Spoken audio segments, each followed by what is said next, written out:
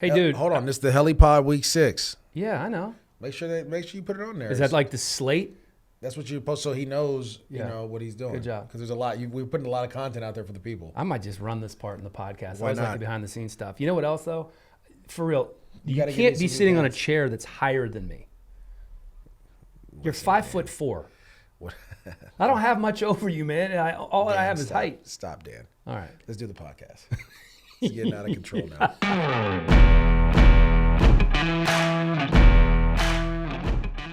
As always, the Helliepod brought to you by our presenting sponsor, Vuori. Invest in your happiness and look good doing it with the best athleisure wear on the planet. They have great shorts, they have great shirts, and it's for more than really just working out. Yes, you can wear it for everything from yoga to pickup hoops to the Peloton, as I've talked about each and every week, but you can wear it out, man. The stuff looks great. I love their hoodies. As it starts to get a little bit colder, you might want to invest in some of their long sleeve shirts or perhaps the joggers. And I got you all hooked up for this stuff. You can use the promo code Helliepod. Just go to Vuori Clothing, that's VUORI clothing.com/Helliepod to get 20% off your first purchase today.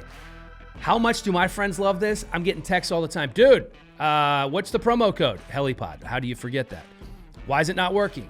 Well, because you've already purchased 3 times and it only works on your first purchase. So I'm going to talk to Vuori, see if we can get this hooked up for all the purchases. But if you're making your first purchase, you get 20% off right now. All right, it is time for the Helliepod with MJD, getting ready for a big week 6, presented by Vuori, starting right now.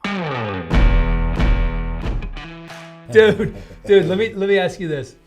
What were you thinking when you saw Derrick Henry put that stiff arm on Josh Norman last night? Listen, I tweeted out at the check down because, or not tweeted, I put it on, I commented on their post, but it wasn't what I felt like.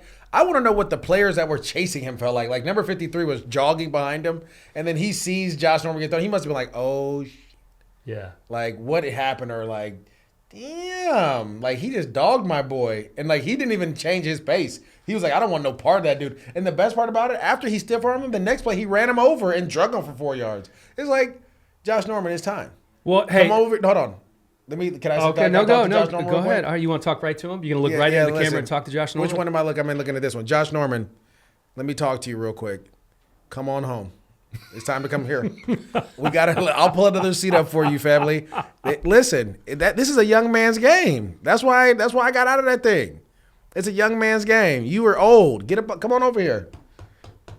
Come on the dark side. Man, It'll help you out. Derrick Henry reached deep down into his soul and extracted his manhood. But he didn't even stiff arm him that bad. It was in the though. shoulder, though. Like, normally that's on the head, right? Like when you I've stiff arm seen- guys, you're getting right in the face mask. I've had a couple stiff arms in my day, but Fred Taylor had one of the best ones. He picked the dude up he did it twice. He did it against the Lions one year before I got there, and then he did it against the Broncos, where he picked the dude up and slammed him on the ground. It's like, you're like, damn, like that must hurt.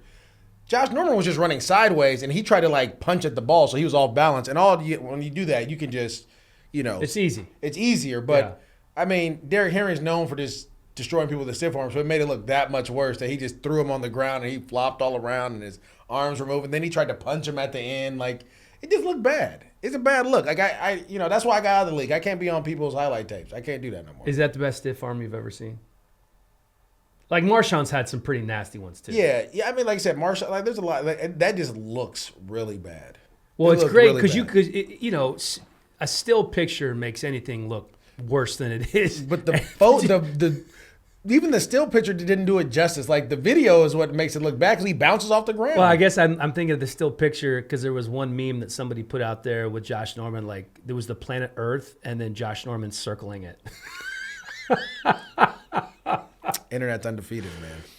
But dude, my Titans are rolling, bro. I mean, they're undefeated. Ryan Tannehill looks like he's the next Tom Brady. His numbers are off the chain. It's crazy when you're getting coached what happens, right? Like, his numbers were never like that in Miami. Like that. No. You already want to get into this now. No, I'm not getting into that now. I'm just saying, like, it's crazy, though, that you can get traded for a bag of peanuts, compete with a guy, the guy gets hurt, you get in the starting lineup, and what is it, like week 8 or something like that? Week 7 last year. Week 7 last year, and then all of a sudden, the team again, and let's be honest, like this team isn't tailored around Ryan Tannehill. This team is tailored around Derrick Henry. Sure. But Ryan Tannehill is very efficient. He knows where he's going with the ball because he's seen a lot of coverages, and they've simplified the game plan for him. The other thing that they did was they put weapons around him. You go and draft A.J. Brown. Like, every quarterback needs weapons, and it goes back to our Washington football team conversation, which we'll have later on. But when you can put weapons around a guy that has talent, which Ryan Tannehill does, he's athletic enough to run. He played receiver in college, but he's a very capable quarterback. Things can work for you. And you know what the biggest thing is in the NFL? Everyone's talented. Like the margin of talent is like this. You know what the thing that separates the good from great and the elites and all that? Work or coaching? Confidence. That's all it is. How do you get confidence? By getting coached really well, understanding what you're doing, having the when you go into a test, if the first answer on the test, if you feel like, oh, I know this one, you're gonna probably ace the test because you're confident going into it. But if you go into a test, you're like, man, I don't even know what this is, you're gonna probably fail it, right? You're not confident. And so Ryan Tannehill's confident. Mike Vrabel and his staff have done a great job, and they've simplified the game plan for him. And then, to be honest, like he's playing better than I've ever seen him play ever. When I scouted him at Texas A&M with Sherman was his head coach, right? Mm-hmm. He wasn't playing like this there. Like when Philbin drafted him in Miami, he wasn't playing like this there. Well, he had some decent years in Miami. He took him to the playoffs. But it wasn't the same guy. Like it ain't this. No, and I think even more so than Tannehill, it's the focus in that building. They didn't practice for 2 weeks after 24 players and personnel tested positive. They had 3 walkthroughs, in 16 days. So they didn't even have a full real practice for almost 2.5 weeks, and they go out there and just work Buffalo. Well, they were so much more physical than Buffalo. And Buffalo, is that because they're fresh? Like, how do you do that when you don't really practice? When you're a professional, it's more mental than it is physical, right? You could take care of your body. And this is the one thing I learned. I learned this from Jack Del Rio and his staff when I first got there. Because when I was at UCLA, I had Tom Cable, Eric Bieniemy, John Embry, Kyle Shanahan was there, Carl Duro, who's the head coach of Colorado. Kyle Shanahan was at UCLA for a minute when you were there? He was GA when I was there. That was his first job. Mm-hmm. Yeah. Mm-hmm. His first job was picking me up from the airport. Really? It's my dog. It's crazy, right? Maybe I can get him on the Helliepod. How skinny was Kyle back then? Or was he just finished playing then? He must have he could play. Yeah. He did one-on-ones with us, was whooping our DBs. He was nice. Stop it. Oh, yeah, he could play. So he started at Duke and then he went to Texas. He caught a few balls at Texas. No, he was nice. Yeah. Like he came to UCLA right after that. And was like. So Bieniemy was on that staff. Shanahan was on that staff. Tom Cable was on that staff. John Embry, who's the tight end coach, assistant head coach for the Niners, is there. Carl Durrell, who's the head coach of Colorado, was there. Was Durrell the head coach at the time? Mm-hmm. He was the head coach at the time. Who else do we have? Dino Babers, who was at Syracuse, was the receiver coach when I was there. Wow. It was a crazy staff. I mean, phenomenal. Damn. And we learned there, like, practice. But they used to always tell us, the great ones, the game is played here, right? So if you're the Tennessee Titans, Vrabel, we know how particular Vrabel is about, focusing and all those different things. You want to practice, yes, but there's some times where you can't. In this situation, they took the mental aspect of it, and they just went out and physically whooped. Like, they didn't have any penalties. They didn't do anything. Like, it seemed like they played a perfect game almost. When you talk about the mental, there were rumors that Vrabel and John Robinson, the general manager, could potentially be suspended for the season. There were going to be massive penalties coming down on the franchise, maybe losing a first-round draft pick. They would wake up every morning at 4 or 5 a.m. and wait for those test results to come back and just keep their fingers crossed. And everybody kept testing positive and testing positive. The mental focus that they must have had to be able to get through that. It's amazing. Well, you have the Zoom calls, where you're sending out notes with technology. Now you can do so much more. And it's funny because when I got in the league in 2006, technology wasn't like this, right? Which is crazy. 14 years ago, technology was nothing compared to what we have. 14 years ago, is that you do a conference call? What are you doing? Maybe a conference call. Give me 14 years ago. Facebook had became big when I was in college in 2004. We're looking at 2006. So they're like Did you have video? Like there was no FaceTime, obviously. There was no FaceTime. There was none of that. So you'd have to do it over the phone. Yeah, guys. Like, you'd have to fax the playbook and with all those things and talk through it. Like there was no Zoom, and so technology has helped allowed a lot. But to be able to communicate, so the biggest thing you have when you're talking about not practicing is the communication, right? So when I throw a ball to a receiver and it's a certain coverage, I'm telling the receiver, hey, I need you to look like this. I need you to look like that. I need you to be here. Well, you didn't get those, right? So you have to say, like, look, all right, if we get cover 2 in this situation, I'm looking to put the ball in this area. I need you to be there, A.J. Brown. Or when we get in the red zone, we run this double move. I'm going to put the ball in the back pylon, race him to the back pylon when you do it, the first touchdown, right? You don't get to rep those on the practice field because it was walkthroughs and different things, but you can talk through those things because you had different calls and you can kind of, see each other. Well, that was a huge win last night. And I'm not saying I'm surprised at the fact that they won. I'm surprised in the manner in which they won. I'm going to say this, though, and this has no meaning. I mean, they did a phenomenal job yesterday, but I believe the AFC South is going to run through Houston.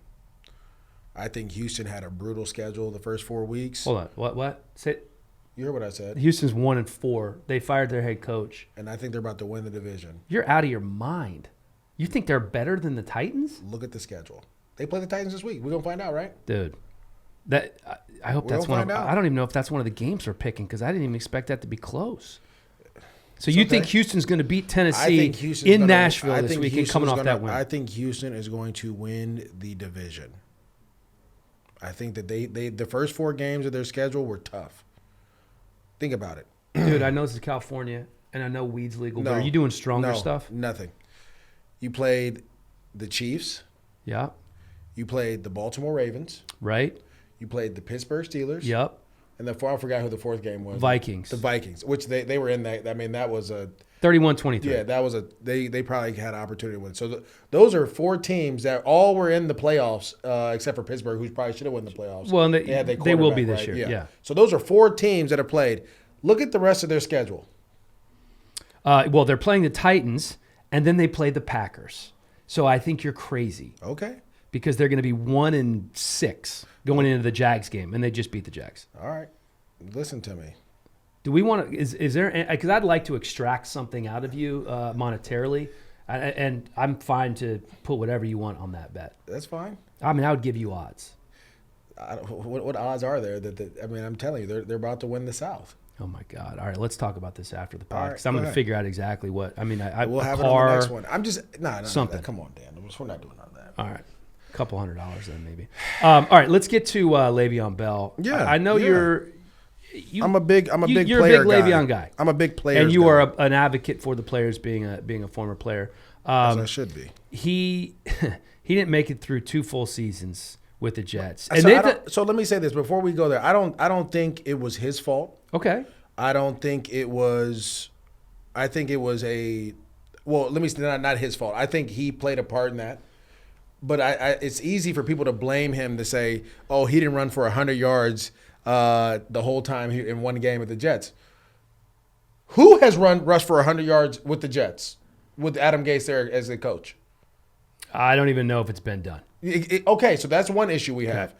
The second thing is they have literally – I've seen guys multiple times, and this is the only thing, and people. This is one of the issues I got on the network with on Tuesday with Mike Robb and Sean O'Hara when we were talking. It's like, oh, well, he shouldn't have went to New York. Okay, I want to know anybody here who's not going to take a bag to go work for someone. Or Dan, are you going to take less money to go work for someone else? Probably not. Okay, that doesn't really make sense, MJD. No, but that's what they're saying. Well, he should have stayed in Pittsburgh. It wasn't the same money. It was different money in Pittsburgh. Well, it wasn't the guaranteed money because Pittsburgh doesn't do their deals like that. He had $10 million. That was a signing bonus. That was the only guaranteed money.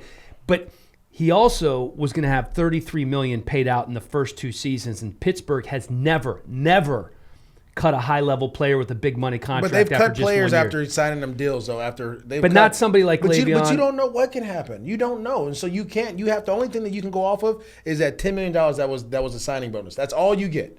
So when I signed my deal in Jacksonville, it was 17.5. That was in 2009. You're telling me Le'Veon Bell, who was an all-pro back, literally was the reason that offense was doing what they were doing. You're going to give him $10 million and you expect him to be happy, and then if he gets hurt, you're going to cut him. If he gets hurt, you cut him. He only got $10 million. Like, come on. But they'd never done that before. And but I don't believe in that they've never done it. Like, people do whatever they got to do. You know that. I think the Steelers are an upstanding organization that wouldn't sign a guy to a contract like that. It was a 5-year, $70 million deal, $14 million per, 33 in the first two. But I understand what you're saying. Even Big Ben does not get the bulk of his contract guaranteed, and that's abnormal. The only person that's done that, I know you have it in here, was Aaron Rodgers with the Green Bay Packers, because I think it's the Bengals, the Steelers, and the Packers don't give guaranteed money. Aaron Rodgers is the only one out of those three organizations, because I think Joe Mixon signed a very similar deal to what Le'Veon got, just less years. I think it was 4 years instead of 5. And part of the reason, I want to help everybody understand, like, what's the big deal about the guaranteed money? It goes beyond the guarantees. They have to take the guaranteed portion of the contract, the team, and put it in an account. So you have that. You don't have. So that's the issue with you lose that money. You got to put it away up front. Do you remember why? Do you want to know why the Raiders had to trade Khalil Mack? They couldn't pay him. They couldn't pay him because guess what? You just gave Gruden, and let's be honest, we're going to put everything on the table. Coaches' full contracts are guaranteed. So if a coach gets fired, he's guaranteed that money. So you just gave John Gruden $100 million. That $100 million has to go into an account and stay in that account. It has to be accounted for. You got to put it in escrow. So it's going. I mean, it's going to the player. Yeah. You can't touch it. You can't earn interest on it. And for some teams, some owners, some are not as cash rich as others, and they don't have $100 million laying around. It's not, and also some teams are older too, and that's just how they've done things for a long time, and that's how they work, and that's fine. I'm not saying that's neither here nor there. What I'm saying is Le'Veon decided to go after the money, which. If I ever hear anyone say, no, you shouldn't go after the money, well, then what is the purpose of us doing all this for then? Like, I mean, I'm doing this for free, Dan, but you're not doing it completely for free. I'm not, Dan, I'm doing this for free. But what I'm saying is, like, it's crazy to hear people try to, like, get upset with guys for going after, like, no, that is your right to go after the money. If you can get money, go get it. And so this is my thing. So this is what I have to say. So then there's all this stuff about Le'Veon and the Jets that didn't work out. Well, Adam Gase in Miami didn't work out with a lot of players. You just let Robbie Anderson walk out the window. He's going crazy in Carolina right now. Dude, he's on pace for 1,500 yards. Well, like how does this happen? I forgot about him because we talk about Gase ruining these guys. And listen, I'm not putting on Le'Veon. 21 games with the Jets. They've reduced his value around the league to that of a free agent running back who was undrafted because they can't pay somebody to take him. Now Le'Veon's going to be able to pick his spot. Okay, so that takes me to this. What's the best spot? I was just going through looking at some of the teams that could use running backs. I wrote an article about it. You should have looked it up. Did you write it? I did write it. Me and Brooke wrote it together. Yeah. I was working on it late last night, too, after the show. Okay, all right. I hadn't even seen that. But let me tell you my list. Go ahead. Okay.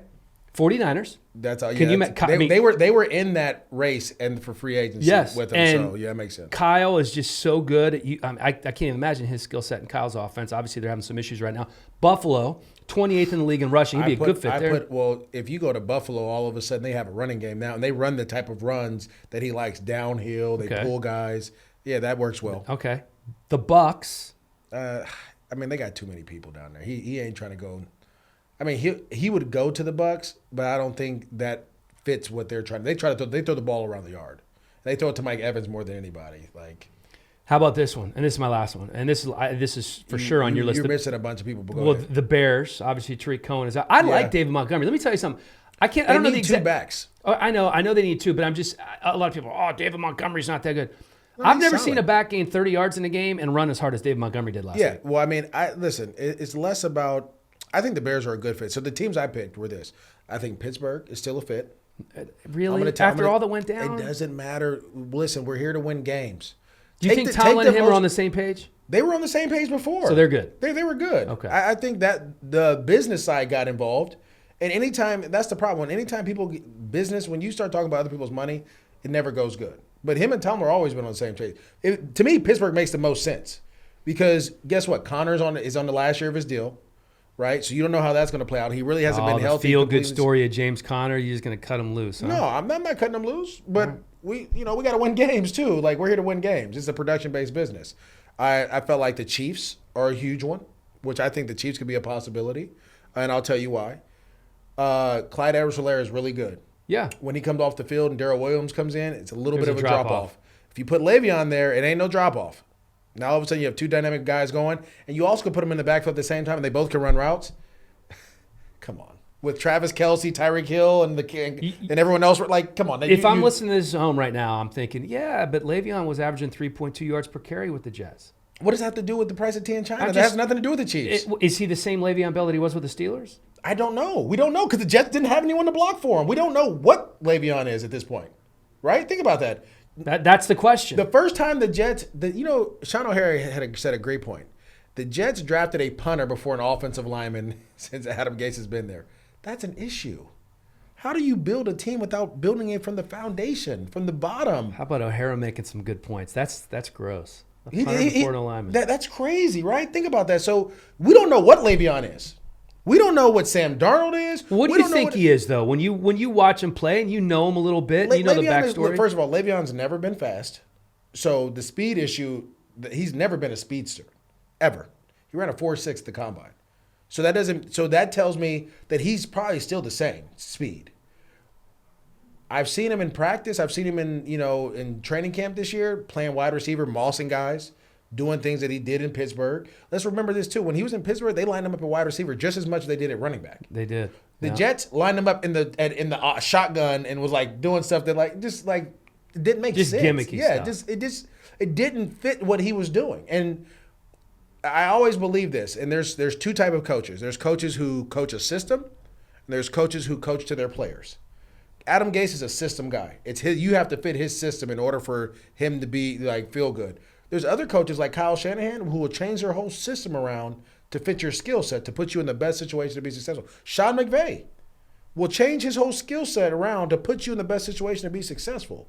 That's what you have to have when you have talented players like this. I think Eric Bieniemy, I know Eric Bieniemy will do it because he did it at UCLA and he's done it, the last couple of years. They're running the ball more because Clyde Edwards-Helaire is there. They're running the ball more than they ever have. And if you put Le'Veon Bell there, they'll be able to adjust their system and adjust their offense to feature the guys that they need around them. So I'm just trying to connect the dots here. You obviously know Eric Bieniemy. You talked to Eric Bieniemy. He coached you in UCLA. He coached me at UCLA. I haven't talked to him, though. You haven't talked to him. Is that, if you had to rank the front runners, is Casey a real? Because that is so scary to me to imagine him in that uniform. Because there's juice left in the tank, man. He's 29 years old, and he's not though. Remember, he sat out a year and he didn't play. Right. He barely played the last 2 years. So that's he got point. Juice. He got go. He has enough in the tank. I think he needs to go to a situation where, this is the other thing. Some people say he's been a locker room guy, right? And I hate to hear that because when Jamal Adams left the Jets, there's only one person that stood up for the Jets in that situation. That's true. Only one person stood up for the Jets in that situation. So he's not a locker room guy. He's not a cancer in the locker room. He stood up for his team. Right. Right? He just had, again, certain times people just don't get along. It just didn't work out. The Jets are going, Mike Garafolo said it best today on Good Morning Football. He said the Jets figured that they didn't want to play. They didn't want to pay Le'Veon the rest of his guarantee, the injury only part of it. So they were going to cut him now, and that which we've heard reports, they're possibly tanking for Trevor Lawrence. Already. So if that's the case, it makes sense now why you get rid of him. But what I'm saying is there are some. Listen, Pittsburgh to me is the scariest team because all of a sudden you got two of the killer bees. Now, you ain't going to get the third one. The third one done, we'll see where he is. There's no AB reunion? I don't think there's no AB reunion. But if you could get Le'Veon back with James Conner, all of a sudden, you're talking with that defense?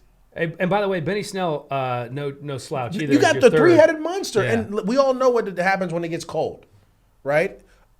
So you put them at the top of your list? I put them at the top. And then you put Chiefs number 2? Chiefs number 2. Then I go Niners. All right, and then I would go Buffalo. And then I go Buffalo right after them. I think that'd be a great fit in Buffalo. All right, I love that. See, that's a great conversation we had. That was good. That was a great conversation. And I do appreciate your player's angle from him because I think he has a bad rep. He has a bad rep because he chose business over football. And he sat out the year, and then he went to Twitter a couple of times. And I know I don't want to get into the whole Twitter conversation because we had this before. And Adam Gase is not a coach that players say knock on the door and go talk to about stuff. I don't think he's a very welcoming dude in that sense. But that's not even his, like, the day and age that we're in right now, Dan, and we were just talking about social media and technology. People air their grievances out on Twitter. Well, does that make it right, though?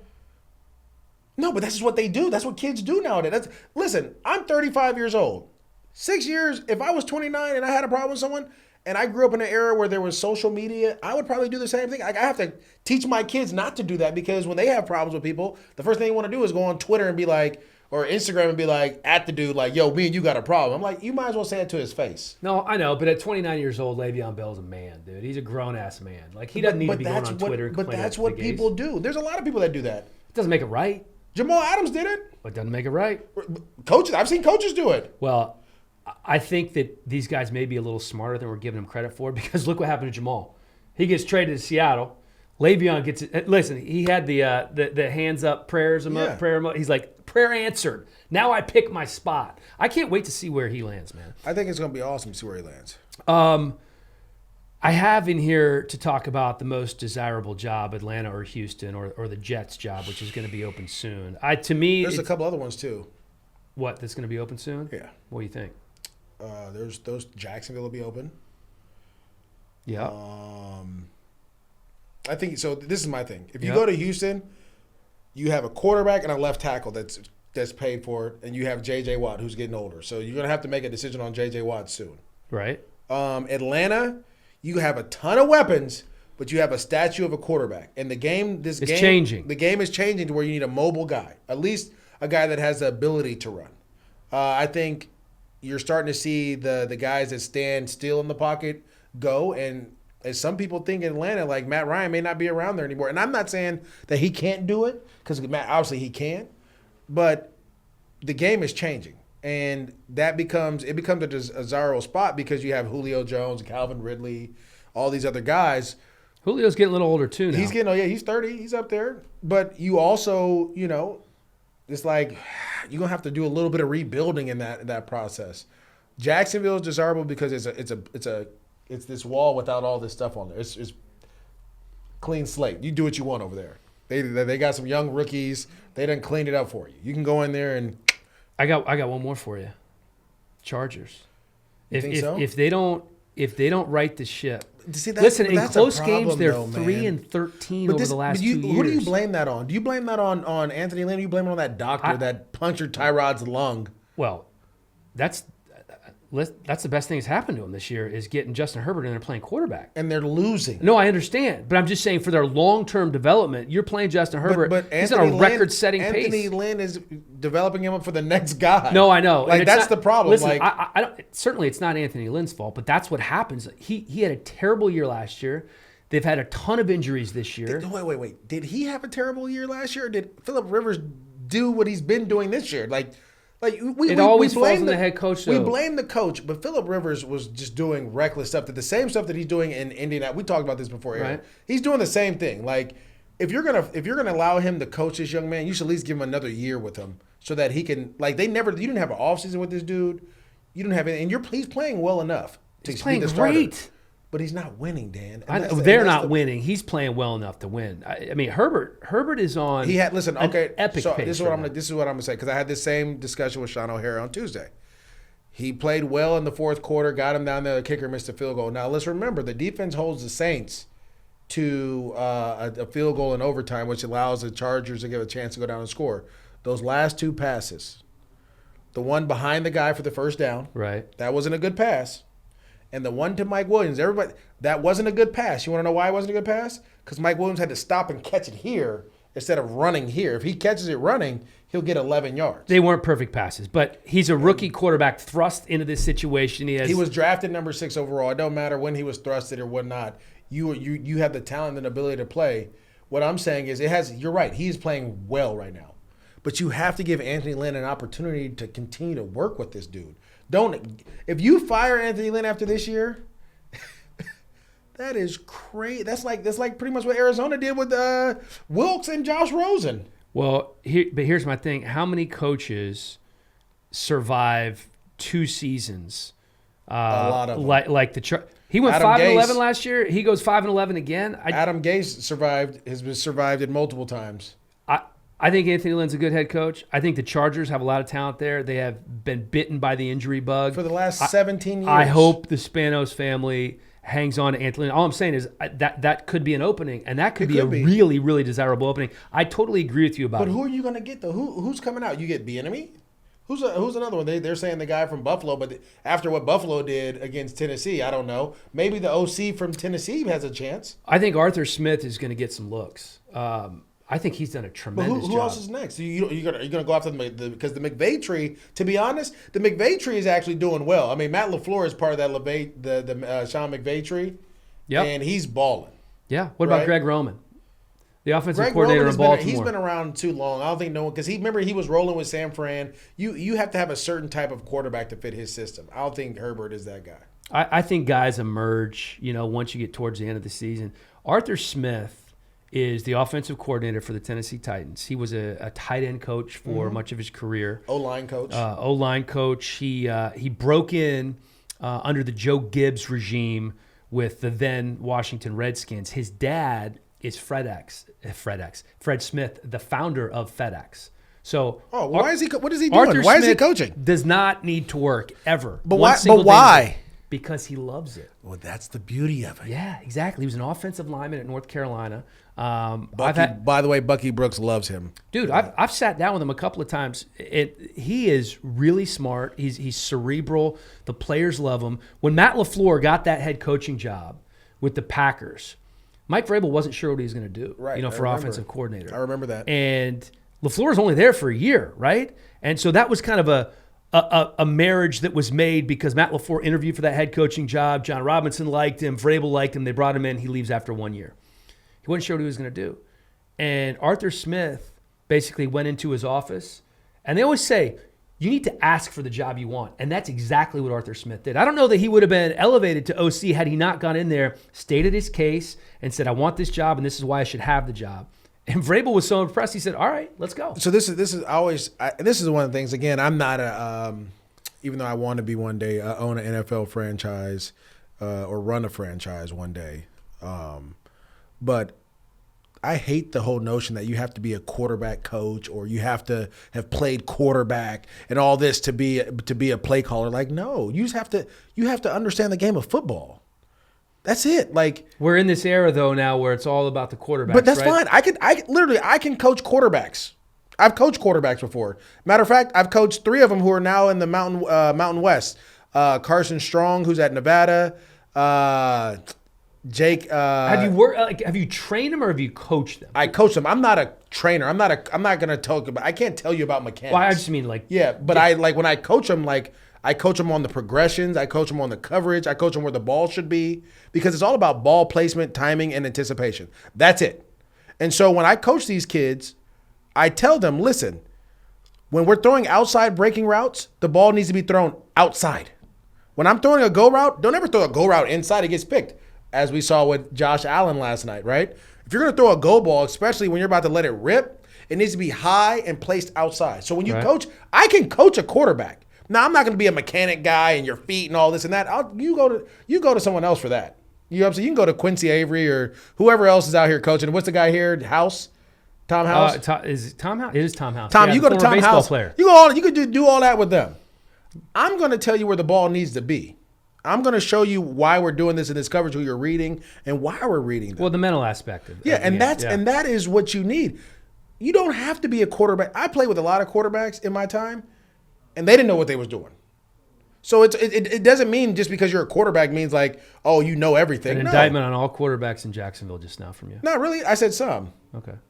And then not just Jacksonville. I mean, in college, I had some there's some dudes that they're good throwers of the football, but they don't understand the game. And so when you see guys like when you see guys like Eric Bieniemy who's a running back, obviously your man here we're talking about O-line tight end coach, like those guys are ever Kyle Shanahan. First of all, Kyle Shanahan and Sean McVay Sean was a receiver at the University of Ohio. He was a converted quarterback. He was like an option quarterback, and then at Ohio they turned So you're telling me an option quarterback is arguably one of the greatest play callers in our game today, or a receiver, Kyle Shanahan, right? These dudes weren't quarterback guys. Kyle played receiver. He was with me. He was a GA at UCLA when I was there. He taught me the West Coast offense. He taught me how to understand the triangle read of the quarterback, all those things. It doesn't mean he played it. So a lot of these teams, they need to look and say, who is the best play caller? Yeah. That's it. I don't need you to be like, and my head coach, who's the best manager of expectations? Who's the best manager of personalities? Who can manage all these guys that I bring? Because I'm going to bring in some wild dudes now because football is a different game. So we need some guys and they're a little bit different. A little bit. Not a lot. You can't have a whole locker room full of straight-laced guys? Not if we're running full speed into each other. Can't do that.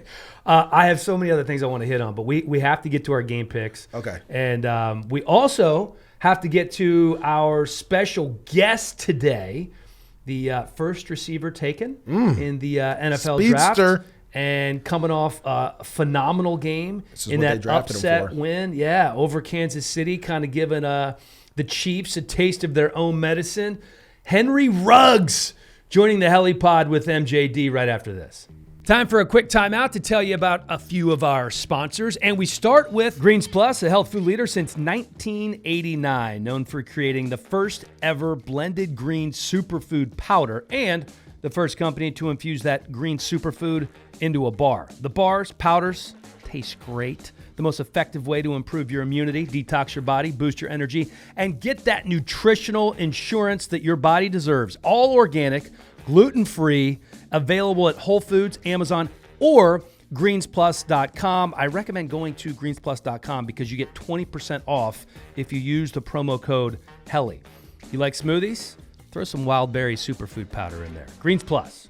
At Vaco, the motto is we invest in your career, so you are here for the duration of ours. Vaco, a premier talent and solutions firm that provides boutique-level service with global reach in the areas of consulting, consultative project resources, executive search, permanent placement, and strategic staffing. You need somebody to fill that C-suite position, Vaco has you covered. There are areas of expertise all across the board, folks. Accounting, finance, tech, healthcare IT, ops, administration, or international managed services.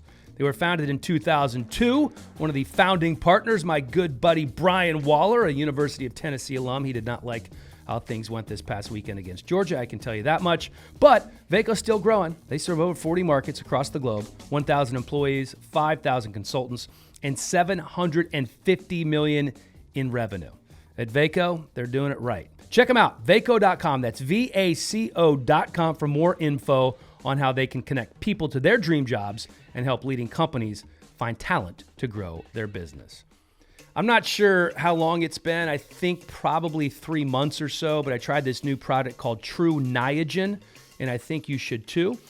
There is a trend, MJD, in the scientific community that surrounds the health of our cells. It affects all of us, from former athletes like you to the weekend warriors like myself. We have something in our cells called NAD, which supports our energy and our body's ability to repair itself all the way down to the cellular level. Well, it turns out that NAD declines as we age. It also declines when we overexercise or we don't sleep enough, and even when we're exposed to a virus. There is only one NAD booster that is backed by Nobel Prize-winning scientists, 10 published human studies, and regulatory approvals for safety, and that is True Niagen. Visit TrueNiagen.com to learn more. That's TruNiagen. I haven't been sick in 3 months since I've taken this stuff. It's good. Henry Ruggs coming off the best game of his young career. First 100-yard outing, 118 yards. First NFL touchdown, 72-yard score. But Henry, it was that catch over the back of Rashad Fenton that had Twitter just blowing up. Did you see any of that after the game? Yeah, I saw it a couple times, especially with friends back home. They were tagging me and sending it back to me, just saying that was crazy. It was an unbelievable catch, man. The NFL put out a clip that had Derek Carr saying to you, "Hey, man, when I throw it up to you, just make it sure it's you and nobody else." Now, a lot of times I know how that works. They'll edit stuff together. Did he actually say that to you before that play went down?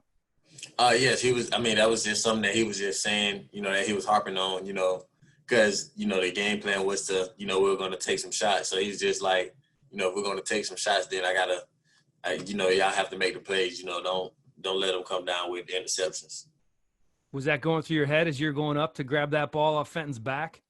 That's always going through my head. Whenever the ball is in the air, I feel like, it's got to be mine or nobody's. But, on my end, I feel like it's got to come down with me.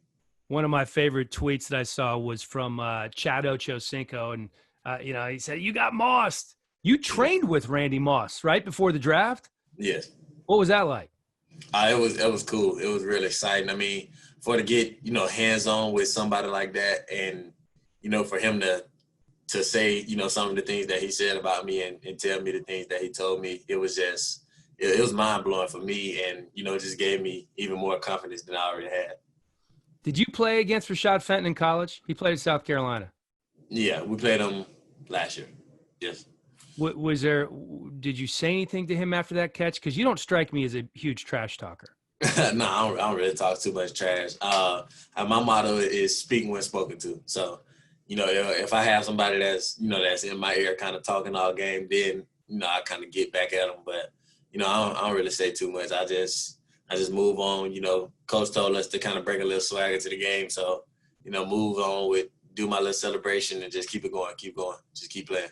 Well, you certainly brought swagger to that offense, man. They haven't been beaten when you've been healthy. You've missed a couple of games with knee and hamstring injuries. At least that's what it's described as. Where are you health-wise in terms – I know nobody's ever 100%, right, but how close are you? Probably as close as can be, especially with this bye week. It's going to just help me get my legs back, just flush them out, and, when we come back, be ready and faster than ever. This is an amazing class, Henry, of receivers this year. Obviously, you have your former college teammate, Jerry Jeudy. CeeDee Lamb's been doing some things. Justin Jefferson went for 175. Chase Claypool out of Notre Dame. Laviska Shenault. I could go on forever. Your teammate, Brian Edwards, has been great. Do you keep track of what everybody else is doing? I kind of just, look around and just see how the guys are doing. I mean, we're all close. We made friends at the combine, and, through our competition, we kind of just developed relationships. So I always kind of just try to check in on them, just see how everybody's doing, make sure everybody's doing okay. And, I'm proud of everybody. They're doing their things and helping their teams out. You talk with Jerry a lot? Yeah. I mean, we talk a lot. Yeah, a lot. Yeah. How do you, when you talk, are you just talking about life, girls, video games? Are you talking about schemes and football and what's going on, in Denver and in Las Vegas with your teams? Anything. I mean, some days it'll be a football conversation. Some days it's just, just normal everyday life. It's we kind of talk in a group chat too. So we still have some of our former Alabama teammates. So we just, talk about things that they have going on, things that we have going on, and just, just keeping up with each other. Like I said, we're brothers. We built that relationship, and that's gonna last for a long time. Well, I'm glad you brought up Alabama, Henry. I don't know if you can see it, over my shoulder here, but that's Neyland Stadium. I went to Tennessee, and when I was there, we were like Alabama. It's been a long time, though, man. It's been a long time. That was something that came to you once you got into high school, right? You thought you were going to be a basketball player, not an NFL player. Is that right? Right. What was it about basketball that had you thinking, you could play at the next level? Because I saw some of these highlights on YouTube, man. You were an out-of-this-world dunker. If you're listening to this at home and you have not seen YouTube highlights of Henry Ruggs playing high school basketball, do yourself a favor and go check it out, because he is off the chain good. But then you get into high school, and Tyrone Rogers, the football coach at Lee, basically begged you to come out just for a couple of days at a time, right, for football. When did you realize that you could play at the next level? I'll say I realized it once, 11th grade year, when I decided to go out and actually play and, give it my all. I went out just like, okay, I'll prove to some of the football coaches that I'm just not just a basketball player, I'm an athlete, and I can do, some of the things that I did when I was younger and, on the high school level. Kind of had a breakout year, my 11th grade year, and once I once I just started to see the offers rolling in, it was just like, maybe this is something that I should look into. And of course, the tragedy that happened, the following year with my best friend, it just kind of killed a lot of the drive and motivation that I had in basketball, because, that was my partner. Anytime I went to the gym, he was with me. Mostly if I ever was going to the gym, he would come pick me up. So just going into the gym late nights and early mornings and things like that, it just wasn't, it wasn't the same, without him with me, and just kind of lost the feel for it. So, football is where my head went, and, I just kind of put all my eggs into that basket of football. And you get to Alabama, and you guys are just loaded with NFL talent every year. You grew up an Alabama fan. You grew up in Alabama. Mm-hmm. Is there a guy or guys when you got there that you saw for the first time and you said, man, this is a grown-ass dude? I mean, who was the man among men at Alabama? Because there were so many great players. Yeah, it was so many. I mean, one that I could say was Vandarius, because Vandarius Cow, he's at West Virginia now.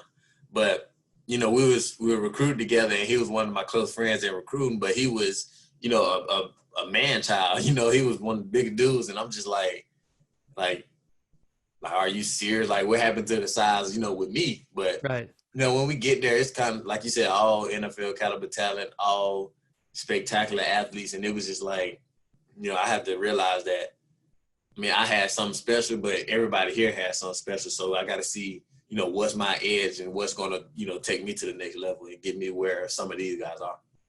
And that edge, of course, is speed, man. You one of the fastest guys in the league right now, and I'm sure that's what attracted Nick Saban to you looking at your high school tape. Speaking of Saban, what were the interactions like with him in college? Did you have a lot of one-on-one conversations? Did you go in his office and just kick back and put your feet up and chop it up?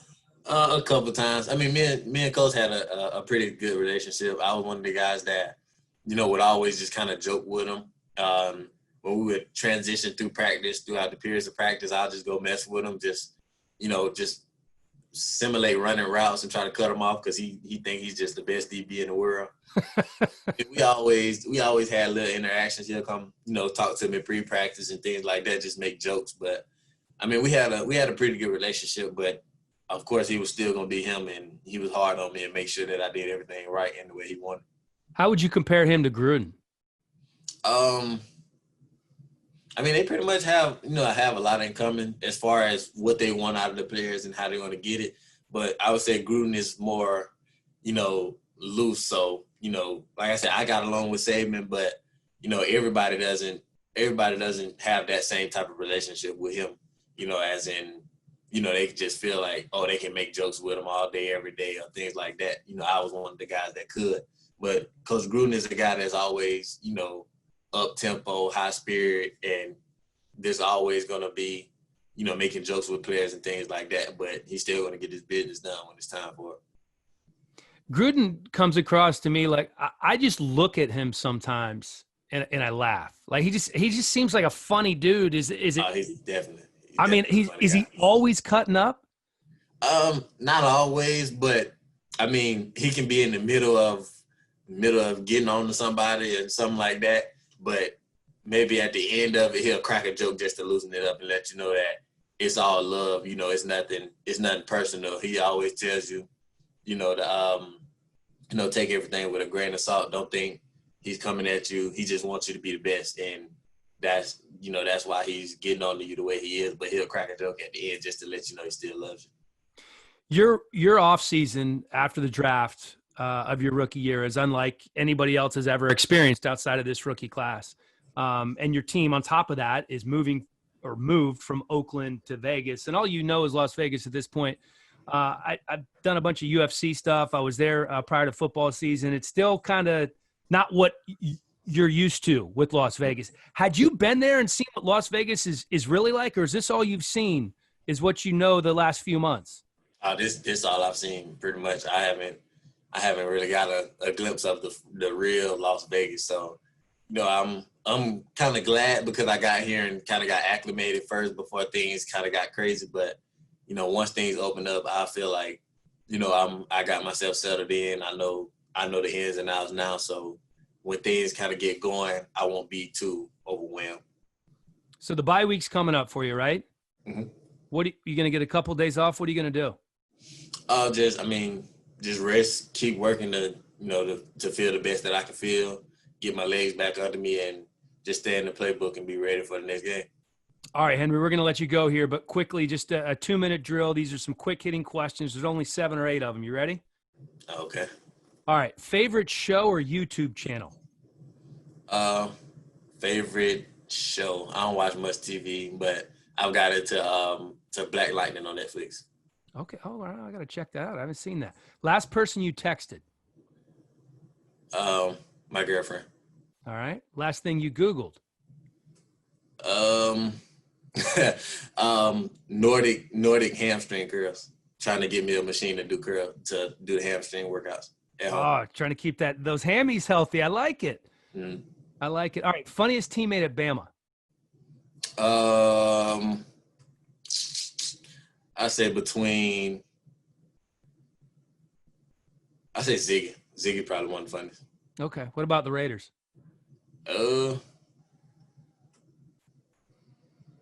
Damon Arnett. Okay. All right. That's a good one. You guys are going to play the Bucks after you come off your bye week.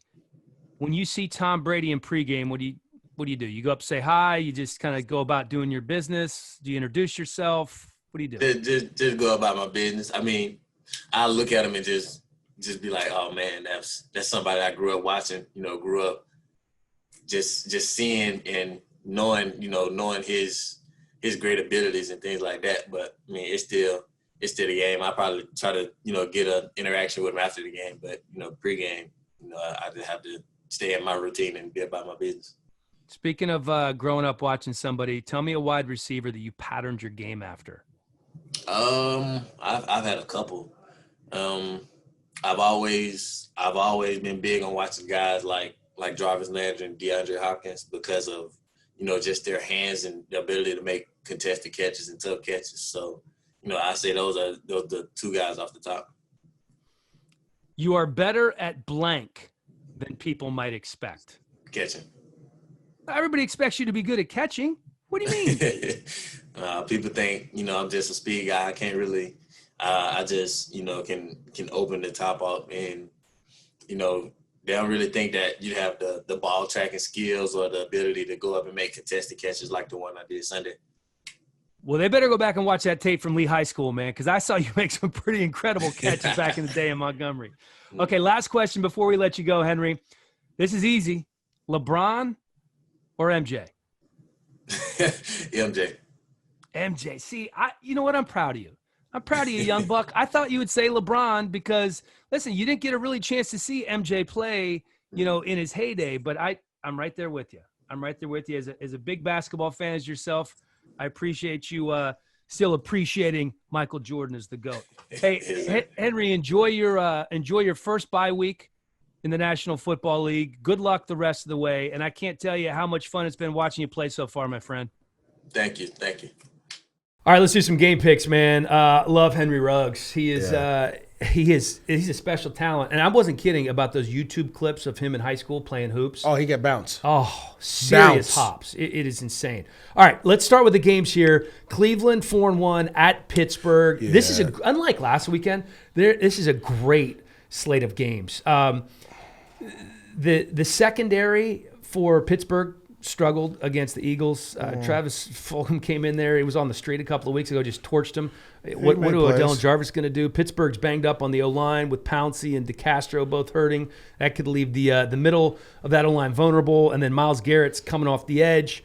Those are the areas that I'm going to be looking at.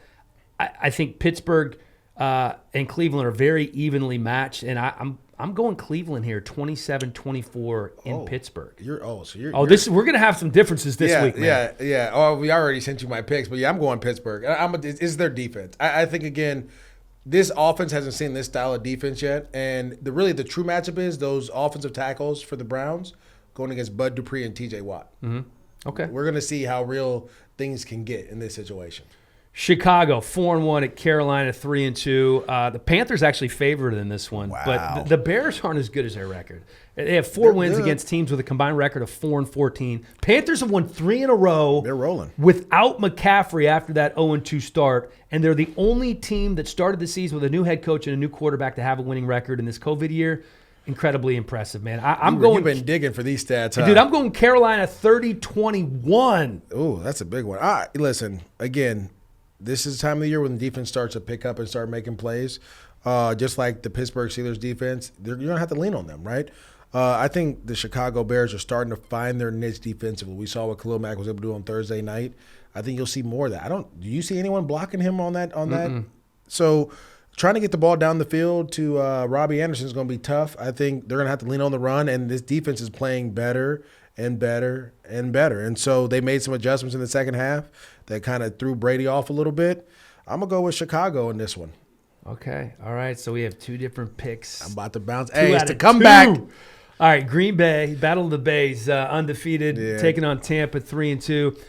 The Bucs went the final 3 quarters without a touchdown last week, and it still took a late field goal and a brain fart from Brady for the Bears to beat them. I'm not that worried about Tampa. They played on Thursday night. They've had some extra time. They've rested. They've done some self-scouting. Chris Godwin's running again. He could be back. Brady's even making fun of himself with that congratulatory tweet to LeBron holding up the 4 fingers. He was ahead of his time. To me, the key for Tampa is self-inflicted wounds. Can't do it against Green Bay. Listen, I was going to touch your knee, but I'm not going to do it. I'm just going to put my hand here.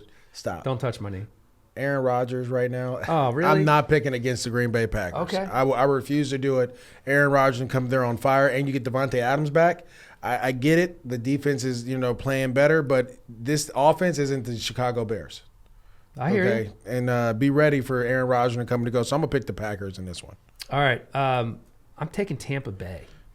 You switched? 32-28. Yeah, I put it in there wrong. I put it in there wrong. Oh, you switched it. Okay. Yeah, I think Tampa's going to slow Rodgers down, and Brady bounces back 32-20. Oh, my God, we have 3 different picks.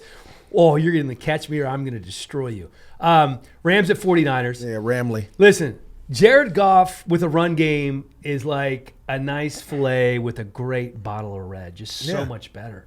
I mean, this run game, Henderson, Brown, and Akers have the Rams back in the top 10. They're 7th in the league in rushing. This is a different offense, man, when they run the ball, isn't it? And listen, I call their games all the time. I've been around this team. It was a lot of questions and concerns when they let Todd Gurley go, but you draft Cam Akers. You have Darrell Henderson in his second year. Malcolm Brown is doing his thing as well. And they have a great role. Everyone plays their role. And as long as they can continue to run the ball the way they're running, and they went to the D.C. and handled the football team against a tough – now let's talk about it. The Washington football team's defense is one of the top against the run. And they just, picked them apart up and down the field. It looked like it was a scrimmage out there. So sometimes the Rams play up and down. I see in your notes you say this game is in L.A., but it's not. It's in the Bay. Oh, thank you. Just to give you a heads up. But still, even with that being said, the Niners they're on the downward right now. A lot of injuries. Things just aren't looking well for them. Yeah, Jimmy G is kind of regressed. Well, and the quarterback issues, they're something that need to be answered. Listen, they have a 7-game stretch coming up against the Rams, the Patriots, the Seahawks, Packers, Saints, Rams, and Buffalo. Okay, they were trounced by Miami in a get-right game. Jimmy G was benched. I love Kyle. I just think, and he's overcome so much adversity before. I just think with that schedule, they're staring 7-9 in the face, and I think this is a 30-20 Rams win. Oh, that's a big – yeah, I got the Rams. I ain't going to say no score, though, but it may be closer than that's that. fine. All right, 2 Monday Night Football games. Kansas City at Buffalo. Yeah. KC coming off that loss to the Raiders. So is Buffalo coming off a whooping, too. Yeah, Bills get smashed. They need Tre'Davious White back. They need John Brown back. They need everybody back. It's not going to be enough. KC's not losing 2 in a row. They better not, because I'm picking KC, too. Okay, all right. 38-28. So that's 2 in a row. The last one we don't got to talk about. I mean, listen, let's just be honest. I get it. Arizona and Dallas? Chandler Jones out for the year with the biceps. That's not good for them. That hurts them. But listen, Kyler Murray versus Andy Dalton. Hey, don't listen. Man. Don't just take a big dump on Andy Dalton. Okay, I'm sorry. The Red Rifle took the Bengals to the playoffs 5 different times. Yeah, and he went down the stretch with the Giants. And hey, listen, this Dallas defense is awful. And that's what I'm trying to tell you. Awful. The Arizona Cardinals defense they're solid, but as bad as I'm glad I have DeAndre Hopkins in fantasy because he's about to go crazy this week. Literally. I might take the Alabama starting defensive unit over the Cowboys starting. I know that sounds crazy when people do that, but the Cowboys are terrible. They have a lot of talent. They're just doing too much. Who's checking D-Hop for Dallas? Trevon Diggs? Yeah, maybe young Diggs out there. He got to get baptized by fire. Well, he's actually played well, but I'll bet you they don't even put him on him the whole game. Kyler Murray averaging over 7 yards a carry. He's completing 70% of it. He's going to eat him up. This isn't going to be close, man. I got 40-24 Arizona. I like that. You like that? I like that. I like that we have 3 different games this week. Oh, yeah, it's time to come back. And let me tell you something. Most people just pick the games. It's no big deal. MJD is competitive, dude. Like, we're texting early in the week, and he wants to know how he did, how I did. Why wouldn't I? And he's keeping track. Yeah, I want to make sure. All right, man. I know you got to run. I appreciate the time, as always. Our picks are in. I thought we had a good chat this week. And Henry Ruggs. We can have you know what? We can, I think the chats will get better, too, as the more the season goes on, things start to play out. We need bigger sample sizes, too. Yeah, I mean, the Le'Veon Bell situation really just, like, caught the NFL world off guard. You get fired on your day off. Like, come on. Yeah. Who does that? It's not Friday. You're right. It's not. It's Wednesday, almost Thursday. Thanks, buddy. No problem, bro.